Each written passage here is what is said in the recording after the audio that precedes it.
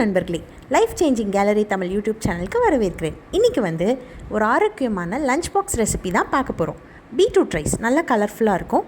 அதுக்கு இன்றைக்கி செக்லாட்டின தேங்காய் எண்ணெய் சூடு பண்ணிவிட்டு ஒரு பட்டை துண்டை உடச்சி போட்டிருக்கேன். அப்புறம் 4 கிராம்பு போட்டுட்டு ஒரு பெரிய வெங்காயத்தை சன்னமாக நறுக்கி போட்டு இப்படி நல்லா ப்ரௌனாக வதக்கிக்கோங்க.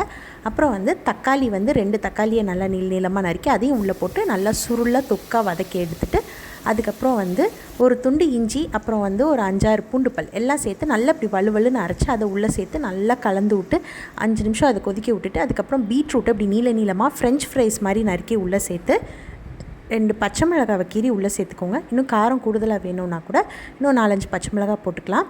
இப்போ இதை பீட்ரூட்டை நல்லா ஒரு 5 நிமிஷம் சுருளை வதக்கிக்கோங்க. பச்சை ஸ்மெல் போனால் தான் டேஸ்ட்டாக இருக்கும்.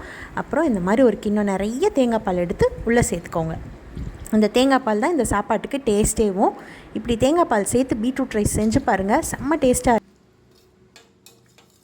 நீங்கள் ஊற்றுற தேங்காய் பாலுக்கு ஏற்ற மாதிரி தண்ணி அட்ஜஸ்ட் பண்ணி சேர்த்துக்கோங்க. இது 1 pot ரெசிபி தான். காலையிலைக்கும் கொடுக்கலாம், மதியத்துக்கு கொடுக்கலாம், ஆரோக்கியமானது வேறு.